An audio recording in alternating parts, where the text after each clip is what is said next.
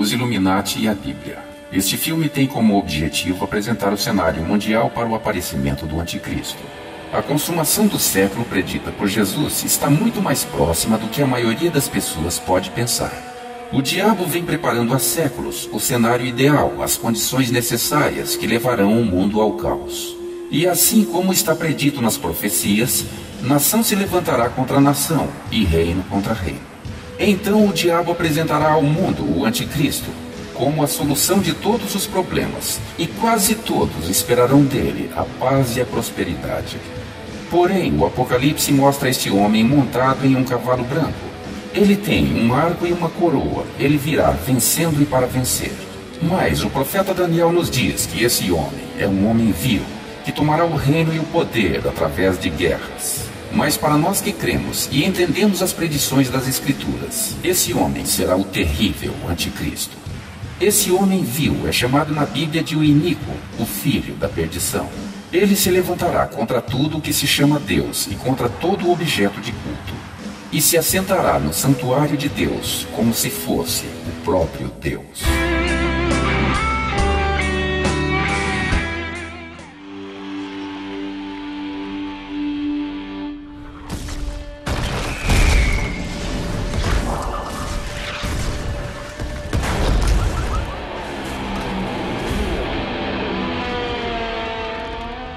O livro do Apocalipse prediz o fim do mundo. O mundo já foi destruído uma vez pelo dilúvio, mas desta vez será destruído por uma catástrofe de enormes proporções. De acordo com o Apocalipse, essa catástrofe final será uma combinação de várias calamidades. As forças da natureza serão abaladas e, como diz Isaías, a terra cambaleará feito bêbada. Diz o Apocalipse que o sol se tornará negro como um saco de crina, a lua se tornará como sangue, as estrelas do céu cairão pela terra e o céu vai recolher-se como um pergaminho quando se enrola. Então todos os montes e ilhas serão movidos dos seus lugares. Haverá terremotos, inundações, fogo, cinza e enxofre. 200 milhões de demônios que estão atados junto ao rio Eufrates serão soltos e sairão para atormentar e matar a terça parte dos habitantes da terra. Outros milhões de demônios sairão do poço do abismo. Serão semelhantes a gafanhotos com couraça de ferro e com veneno de escorpiões. Serão soltos do poço do abismo para atormentar a humanidade. O cavaleiro do cavalo vermelho tirará a paz da terra e trará a guerra. Haverá uma guerra de proporções jamais vistas. Será a terceira e última guerra mundial. Como disse Jesus, nação se levantará contra nação, e reino contra reino, e haverá terremotos em vários lugares. Um cavalo amarelo, montado pela morte, será seguido pelo inferno, e matará a quarta parte dos habitantes do planeta pela espada, pela fome, com a mortandade e por meio das feras da terra. Por isso as feras se multiplicarão para comer os corpos dos mortos que ficarão estendidos sobre a terra.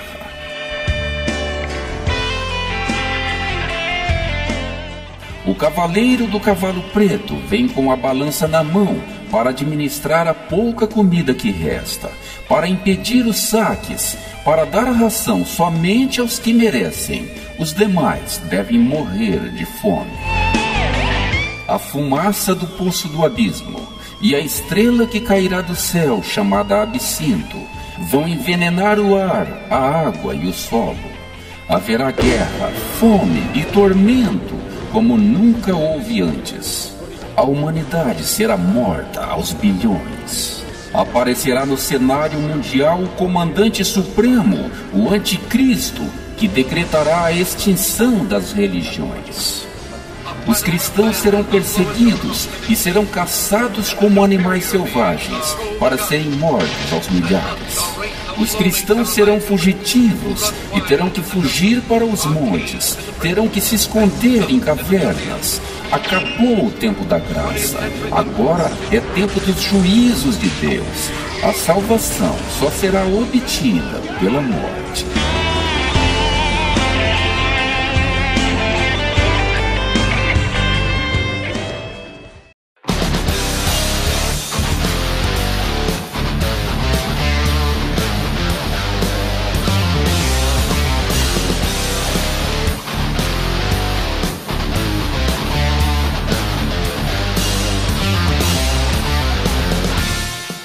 A existência do anticristo é um fato inegável diante da Bíblia.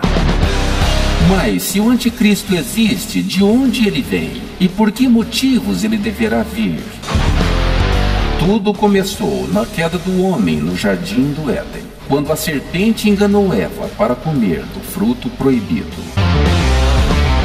Então o Senhor Deus disse à serpente: visto que isto fizeste, maldita és entre todos os animais domésticos, e o és entre todos os animais selváticos. Rastejarás sobre o teu ventre e comerás pó todos os dias da tua vida. Porém inimizade entre ti e a mulher, entre a tua descendência e o seu descendente. Este te ferirá a cabeça, e tu lhe ferirás o calcanhar. Aqui temos duas descendências inimigas. O descendente da mulher é Cristo. A descendência da serpente é o anticristo. A descendência da serpente começou com Caim, passou por Canaã, o neto maldito de Ló, continuou com Nimrod, o primeiro homem poderoso na terra, opositor a Deus, que construiu a Torre de Babel.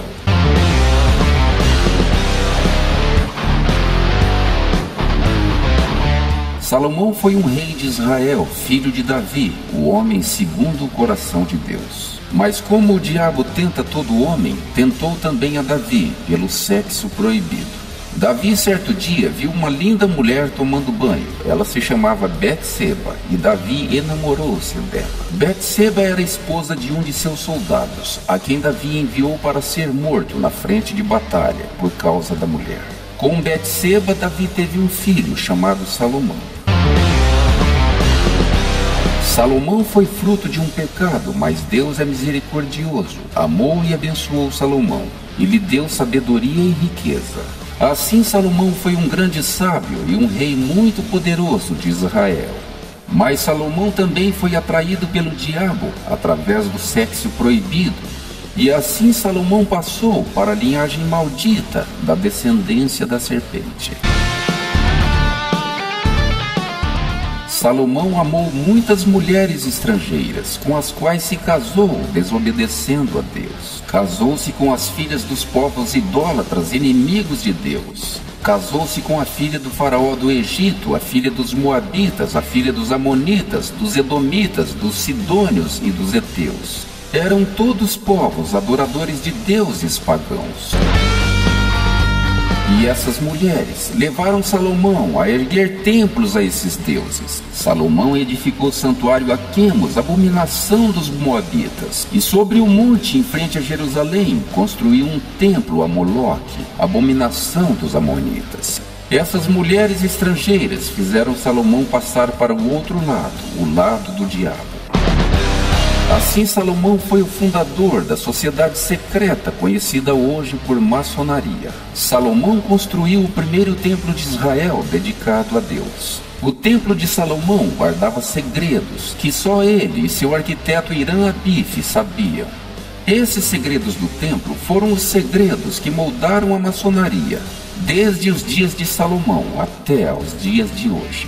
Mas que segredos eram esses, tão desejados e tão protegidos? Esses segredos eram a cabala judaica, da qual se originou a maçonaria moderna. Contam os eruditos que Salomão tinha um livro de magia que se chamava A Chave Menor de Salomão. Esse livro existe e é conhecido hoje como Goétia. O livro contém as orações e as conjurações que Salomão usava para invocar 72 demônios para que esses demônios o servissem. Então, esse era o grande segredo de Salomão. invocar poderosos demônios de outras dimensões para receber poder para conquistar o mundo. Após a morte de Salomão, os sacerdotes de Israel continuaram a manter os segredos da Cabala, a maçonaria secreta no templo. E Deus ficou muito magoado com o povo de Israel. Por isso, Deus mostrou ao profeta Ezequiel numa visão a maçonaria secreta. Mostrou a Ezequiel 70 anciãos de Israel em câmaras ocultas no templo, diante das imagens dos deuses estrangeiros pintadas na parede do templo, aos quais esses homens adoravam e ofereciam incenso. Depois, Deus levou Ezequiel até a entrada da porta da casa do Senhor, que está do lado do norte, e eis que estavam ali mulheres assentadas, chorando a Tamuz. Quem era Tamuz? Tamuz era deus dos Sumérios, uma tribo primitiva semita, e mais tarde Tamuz se tornou Osíris, deus dos egípcios. Quando o templo de Salomão foi destruído pelos babilônios, os sacerdotes idólatras de Israel esconderam o livro de magia de Salomão no subsolo do templo, e aí se passaram séculos até que esses segredos fossem descobertos pelos templários. Os templários foram para Jerusalém com as cruzadas em cerca do ano 1000 da nossa era. Eles escavaram o subsolo do templo e descobriram os segredos da maçonaria. Os segredos da maçonaria de Salomão foram mantidos pelos templários até 1314. Neste ano, seu grão-mestre Jacques de Molay foi queimado vivo numa fogueira pela Inquisição Católica, acusado de estar adorando a cabeça de bode Bafomete, estar praticando homossexualismo e cuspindo na cruz de Cristo. Depois disso, a maçonaria permaneceu na clandestinidade de 1314 até 1717, quando a Inquisição Católica já tinha perdido o seu poder de morte. Foi então que a maçonaria pôde tornar-se pública com a fundação oficial em 1717 da Grande Loja Maçônica da Inglaterra. Então, em 1º de maio de 1777, o judeu Adam Weishaupt, financiado pelo banqueiro judeu Meyer M. Michel Rothschild, fundou a Loja Maçônica dos Iluminados da Baviera.